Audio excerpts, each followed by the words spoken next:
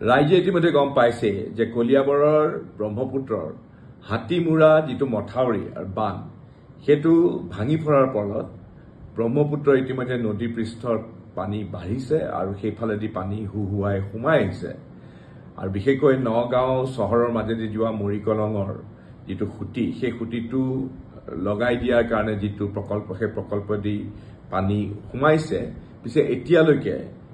নগাঁও চহৰ প্লাবিত কৰাৰ কোনো ধৰণৰ এতিয়ালৈকে বাতৰি অহা নাই কিন্তু গোটেই অঞ্চলটোতে মধ্য অসমতে বানপানীৰ প্ৰকোপ বাঢ়িছে ৰহা আৰু কামপুৰ অঞ্চলত কপিলি আৰু বৰনদী আৰু হাৰিয়া নদীৰ পানীও বাঢ়িছে ঠিক তেনেধৰণে মোৰ সংসদীয় লোকসভা সমষ্টিৰ মৰিগাঁও ডিষ্ট্ৰিক্টত বিশেষকৈ বুঢ়াগাঁও পশ্চিম মায়ং বালিডুঙা টেঙাগুৰি বগলীপাৰা কাঠনি এইবিলাক গাঁৱত চাৰিওফালে বানপানী হৈছে মই ব্যক্তিগতভাৱে গোটেই জিলা প্ৰশাসনবিলাকৰ লগত যোগাযোগ ৰাখিছো দুৰ্যোগ প্ৰশমন বিভাগটোৰ লগতো যোগাযোগ কৰিছো বিশেষকৈ মথাউৰিৰ সিপাৰে নদীৰ ফালে মথাউৰিৰ ভিতৰৰ যিবিলাক আছে মৰিগাঁও ডিষ্ট্ৰিক্টত সেইটো সুৰক্ষিত হৈ আছে কিন্তু বুঢ়াগাঁৱৰ দৰে অঞ্চলত গৰাখহনীয়াও হৈছে বানপানীও বাঢ়িছে মথাউৰিৰ সিপাৰে থকা মানুহক ইতিমধ্যে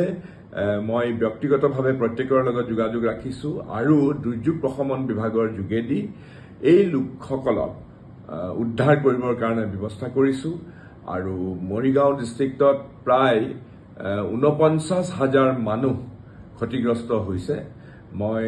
অসম চৰকাৰ আৰু ভাৰত চৰকাৰৰ লগত যোগাযোগ ৰাখিছো মই আশা কৰো আমি সকলোৱে মিলি পেলাই বানপানীত যি লোক ক্ষতিগ্ৰস্ত হৈছে সেই সকল লোকক আমি সকাহ দিবৰ কাৰণে সকলোৱে যাতে ঐক্যবদ্ধভাৱে কাম কৰো আৰু তেওঁলোকৰ লগত যাতে কোনো দুৰ্দশা নহয় দুৰ্দশা নোহোৱাৰ প্ৰতি লক্ষ্য ৰাখি আমি সকলোৱে কাম কৰি যাবৰ বাবে মই ৰাইজক আহ্বান জনাইছো